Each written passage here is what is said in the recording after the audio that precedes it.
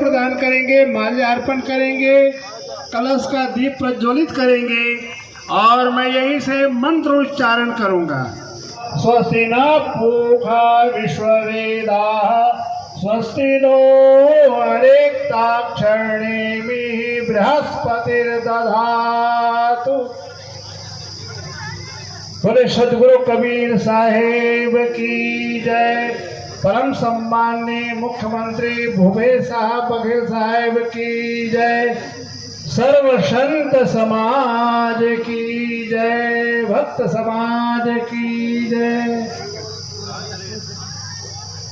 भूपेश बघेल साहब की जय, सर्व संत समाज की जय।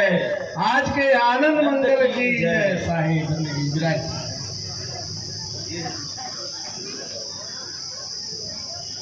आप सब लोग, आपका हार्दिक अभिनंदन, स्वागत, वंदन। और अब आइए स्वागत के लिए आप सब जानते हैं हमारी भारतीय संस्कृति की हमारे अतिथि का आप सब स्वागत करेंगे। साथ ही साहू जी, पुरुषोत्तम साहू जी तेंदुनाला, वीरेंद्र साहू जी रानी कराई, भगवती प्रसाद सोडोगर, देहरलाल जी रसनारा, जीवधन साहू जी उतई, धर्मदास जी डोंगरगढ़, मोरत रंजू साहू, श्रीमती सरोज साहू खमरिया, द्वारका साहू जी रीवा, यशवंत साहू जी सेलूर, टीपी शर्मा सेलूर, चिंताराम जी देवांगन। मिलकर बोलिए सदगुरु कबीर साहिब की जय। हमारे छत्तीसगढ़ प्रदेश के पावन धरा में विकास की गंगा बहाने वाले, जन जन के हृदय में स्नेह और प्रेम की वर्षा कराने वाले परम सम्माननीय माननीय मुख्यमंत्री भूपेश बघेल साहब की जय। समस्त अतिथि जनों की जय। कबीर आश्रम सेलूर बहुत पुराना आश्रम है और इस आश्रम में मुझे पूरा 42 वर्ष हो गया। इस बीच में प्रतिवर्ष हम संत समागम अपने स्तर पर करते आ रहे हैं। 2005 में हमारे उस समय के सीएम डॉक्टर रमन सिंह जी आए तो हमारे आदरणीय बघेल साहब ने कहा आप हर साल प्रोग्राम कराते हो पर इस आश्रम के विकास के लिए आपने आज तक हम लोगों को कुछ भी नहीं कहा। मैंने कहा साहब स्वागत भाषण आप हमारे क्षेत्र के बहुत ही आदरणीय सम्माननीय विधायक साहब हैं और हम सबके आप एक गार्जियन के रूप में हैं, तो आपके तरफ से श्री गणेश। तो सज्जनों आपको बताते हुए बड़ी प्रसन्नता हो रही है। 2005 में आपने स्वागत भाषण में कबीर आश्रम सेलूर के विकास की 2 लाख रुपए की राशि आपने घोषणा किया। ताली बजाइए एक बार। निवेदन जरूर कीजिए, यहाँ अगर एक डोम की व्यवस्था हो जाए तो हर साल जो कार्यक्रम हो रहा है उस कार्यक्रम को संपन्न कराने में हमें कोई असुविधा नहीं होगी। उसी में प्रवचन भी होगा, भोजन भंडारा भी होगा और हर साल जो कार्यक्रम संत समागम होता है, संतों का विशेष निवेदन है कि भाई ये सम्मेलन की व्यवस्था के लिए मात्र 5 लाख रुपए की राशि हमेशा के लिए प्रशासन के तरफ से एक स्वीकृति व्यवस्था हो जाए तो बहुत सुविधा होगी।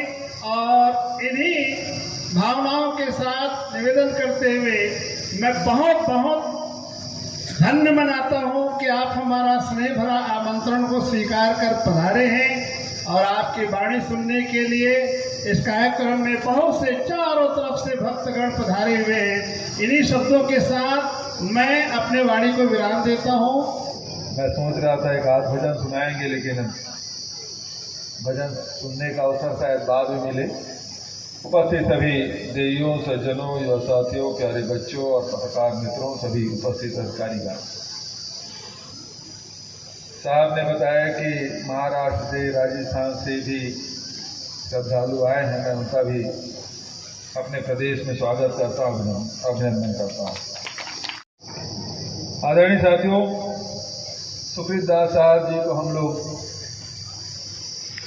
बहुत अरसे से जानते हैं और आजकल जहाँ भी साहू समाज के सामूहिक विवाह हो तो समझ लीजिए कि विवाह कराने के लिए सुखदेव दास साहब जी को उपस्थिति अनिवार्य है हमेशा, और अपनी सेवाएं देते हैं, बहुत विधि विधान से विवाह संपन्न कराते हैं।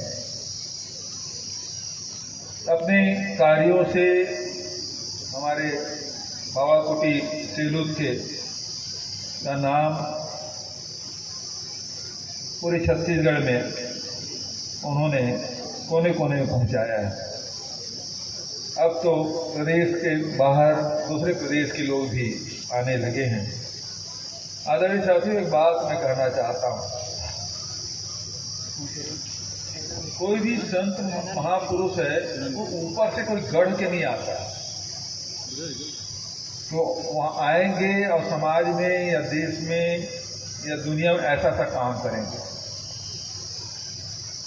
ऐसा करके वो संत महापुरुष नहीं आते। जो भी संत महापुरुष यहाँ आते हैं उनका विकास यही होता है, और वो जो महापुरुष हैं अपने समय के जो सवाल हैं, अपने समय के जो प्रश्न हैं, अपने समय की जो समस्याएं हैं, उनका वो निदान ढूंढते हैं। जिस समय कबीर जी आए, समाज में अंधविश्वास, पाखंड, छुआछूत, इसका बोलबाला था। और कबीर जी ने समाज में रहते हुए, समाज के बीच में, समाज में फैले हुए कुरीतियों को जिस ताकत से प्रहार किया, भारतीय इतिहास में ऐसा प्रहार करने वाला दूसरा कोई संत, कोई महापुरुष दिखाई नहीं देता। तो हम लोग समझते हैं कबीर जी पाखंड के विरोधी थे। वो चाहे किसी धर्मावलंबी के हो, कड़ा प्रहार उन्होंने किया। फिर देखते हैं कबीर जी समाज में फैले हुए कुरीति के साथ साथ समाज में समाज के लोगों को किस प्रकार से उनका आचार होना चाहिए, व्यवहार होना चाहिए, उसके बारे में भी वो करते हैं। जीवन कैसे जिया जाए इसके बारे में जब बताते हैं तो लगता है कि कबीर जी सबसे बड़े समाज सुधारक हैं। लेकिन यदि उनकी कविताओं को आप पढ़ेंगे, बहुत सारी कविताएं तो ऐसी है जो कबीर ने कहा ही नहीं, लेकिन कबीर जी के नाम से चल पड़ता है। आप बीजक में देखेंगे, उनके और जो रचना है उसमें देखेंगे, उसके बाहर भी बहुत सारी कविताएं हैं जो लोकगीत के रूप में हम देखते हैं, तो कबीर जी के नाम से चल पड़ता है। और पूरे समाज को यदि बांध भी कोई रख सकता है तो आपसी भाईचारा प्रेम ही बांध के रख सकता है। यदि समाज को उन्नति और विकास की दिशा में चलना है तो वो भाईचारा प्रेम ही है जो आपको आगे बढ़ा सकता है। दुनिया में धर्म के नाम से जितना रक्तपात हुआ, यदि ये रक्तपात नहीं होता तो आज दुनिया कहीं का कहीं और होता। हम यदि पिछड़े हैं तो हम धर्म को सही नहीं समझ पाए, और उसके कारण से कोई भी धर्म है आपको हिंसा नहीं, घृणा नहीं सिखाता, लेकिन लड़ाइयां धर्म के नाम से हुआ, और धर्म के नाम से लड़ने के कारण से न केवल हिंदुस्तान की बात मैं नहीं कर रहा हूं, मैं दुनिया की बात कर रहा हूं। कितने बार ये धरती खून से लाल हुआ है। यदि ये सब नहीं होता तो मानवता बहुत आगे बढ़ चुका होता, विकसित होता। कबीर को नहीं देखा है, लेकिन कबीर की वाणी, कबीर के बताए रास्ते, उसकी जीवन शैली हम सबको प्रभावित करता है। और कबीर एकमात्र संत है जिसकी बात वो किसी एक धर्म को मानो, एक पंथ में चलो। कबीर ने कभी नहीं कहा कि मैं पंथ चला रहा हूं उसमें चलो, लेकिन कबीर पंथ भी बन गया। उन्होंने नहीं कहा मैं पंथ बनाया उसी में चलो, लेकिन कबीर इतना विराट व्यक्तित्व, उनके दर्शन और उसके रोज नई कुछ न कुछ नए जो उनके विचार समाज को आंदोलित करता रहा। किसी जाति भेद की बात नहीं करते, लिंग भेद की बात नहीं करते, वो तो मानवता की बात करते हैं।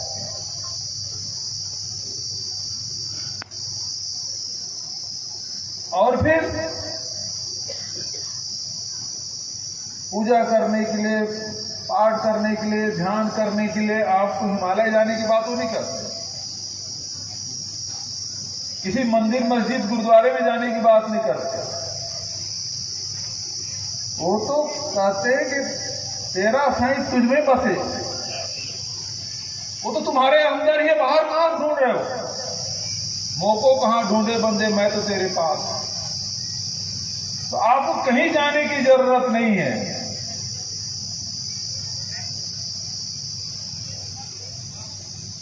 जो ब्रह्मांड में है वही पिंड में है। ये जो शरीर बना है 5 महाभूतों से बना है और उसी ईश्वर के अंश है, तो आपको बाहर जाने की कहीं जरूरत नहीं है। आप खुद अपने आप को पहचान लीजिए। आपके अंदर अनंत शक्तियां हैं, अनंत ज्ञान है, तो आपको बाहर जाने की जरूरत नहीं है। उसी को प्रकाशित करिए। कोई गरीब नहीं, सबके अंदर साईं बैठा है, साहब सबके अंदर है, उसी को नमन करना है। तो सबके अंदर जब साहब विराजमान है, तो हम बाहर कहां ढूंढ रहे हैं? क्यों ढूंढ रहे हैं? सदगुरु कबीर साहब ने आपको सब कुछ बता दिया, केवल उसका मनन करना है, ध्यान करना है, और उस रास्ते में चलेंगे तो निश्चित रूप से हम सबका जीवन सफल होगा, साथ ही समाज में भी सुधार होगा और विश्व में शांति होगी। जो विश्व शांति की बात करते हैं, तो हम अपने दिमाग में दुनिया भर के कचरा भर के रखे हैं, क्रोध और हिंसा घृणा भर के रखे हैं, तो शांति कहां से स्थापित होगी?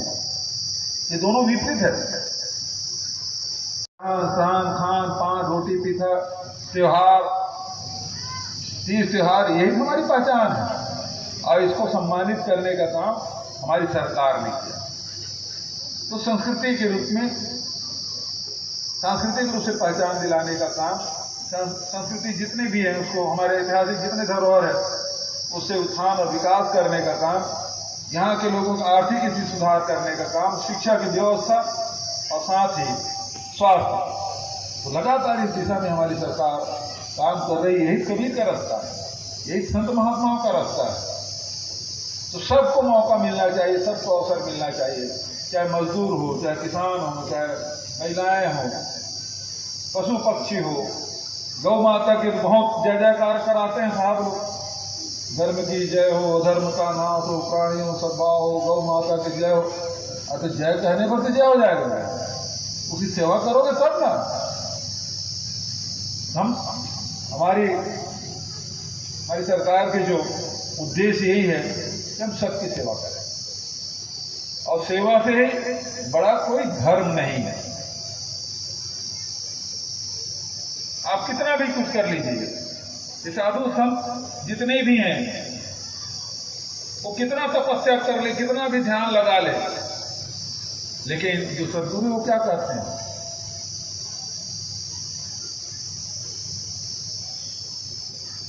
जगत आत्मोत्थान और जगत कल्याण। जो आपके आत्मा की उन्नति हो और साथ ही जगत का कल्याण। तो कितना भी साधु संत जाग तपस्या कर सकते थे, ध्यान लगा सकते थे, आत्मोन्नति कर सकते थे, मोक्ष प्राप्त कर सकते थे, लेकिन जब तक के आपका ध्यान योग सफल नहीं होगा, जब तक के आप समाज की सेवा नहीं करेंगे। तो समाज में क्या परिवर्तन हो रहा है? समाज किस दिशा में जा रहा है? और यदि गलत दिशा में जा रहा है तो सही दिशा में ले जाने का काम, ये सत्पुरुषों का काम। तो लगातार हमारे बाबा कुटीर सेलूत के द्वारा इस प्रकार के आयोजन निरंतर किया जाता रहा है। और एक डोम की बात कही गई है, उसमें राशि भी लिख दिए हैं, तो ऐसा लग रहा है जैसे एस्टिमेट वगैरह बन गया। तो मैं इस डोम की बनाने की घोषणा करता हूँ, जितनी भी राशि लगे अच्छा से डोम बन जाएगा। दूसरी बात, हर साल 5 लाख देने के बाद साहब ये गलती मेरे से मत करवाइए, क्योंकि हर आश्रम वाले 5-5 लाख रुपये मांगते जाएंगे तो फिर ये लोग चंदा देना बंद कर देंगे, है ना। तो उनके घर जाएंगे कैसे? संत महात्माओं का चरण तो वहाँ पढ़ना चाहिए भक्तों के घर में, और पैसा मिल जाएगा तो आप भक्तों में जाना बंद कर देंगे साहब। तो मैं ये गलती नहीं करूंगा, उसके लिए क्षमा चाहते हुए इस डोम की घोषणा करते अपने वाणी के विराम देता हूँ। धन्यवाद। जय हिंद, जय छत्तीसगढ़। बोले कबीर साहेब की, साहेब बंदगी। बहुत बढ़िया। आप हमारे छत्तीसगढ़ के गौरव माननीय श्री मुख्यमंत्री साहब जी के उद्बोधन आप सब श्रवण कर रहे थे। वास्तव में हमारे मुख्यमंत्री साहब जी कबीरपंथी वक्ता हैं, और कबीर साहब के माननीय मुख्यमंत्री साहब जी बहुत सुंदर ये सुकृति पास की है, इसके लिए मैं आभारी हूँ। आप सब जितने भी हमारे भक्तजन आए हुए हैं, आप सबके हम ट्रस्ट समिति की तरफ से आभार व्यक्त करते हैं। सदगुरु कबीर साहब की इस भूमि में आप सब पधारते रहें और हर साल यह कार्यक्रम होता है।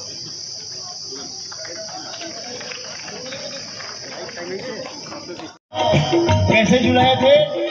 कपड़े बुनने वाले नहीं भाई, उस जुल्हे का मरम नहीं क्यों, मन मूरत तू जाना रे, इसका जग में रंग बिरंगा फैला ताना बाना रे।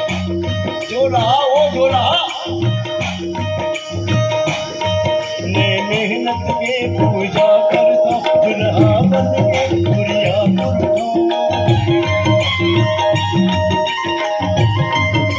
पूजा करता दुल्हा बन के गुड़िया। हमारे जो मुख्यमंत्री है ना, वो भी किसान पुत्र है, मेहनत कर, अभी भी 52 साल की उम्र में एकदम यंग एंड फिट है। जो मेहनत करेगा, पसीना बहाएगा, उसी का स्वास्थ्य भी ठीक रहेगा। ये राम कुमार जी बनारस से आए हैं, गधा की दोषी होते क्या? कबीर साहब कह रहे हैं, एक ये चंबा हमने देखा गधा के दोषी हो।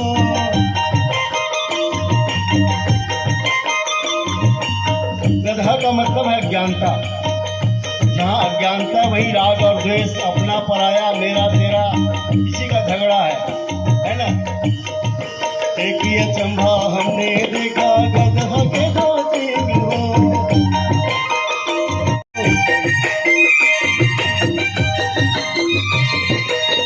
गधा के ढंग सिंह को देगा, एक टन की 2 टन।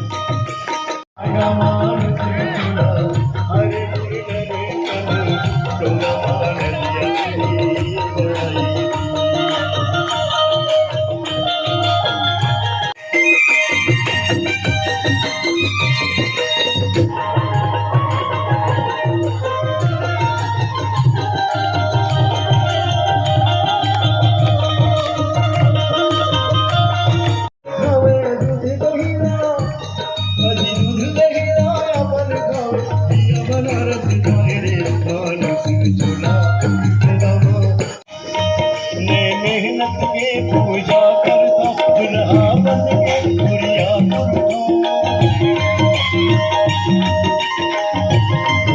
मरसी बांध के भैया करे मरसी, करे मरसी बांध के भैया खिंचती अर्जुन भीम रे मानसी चुना।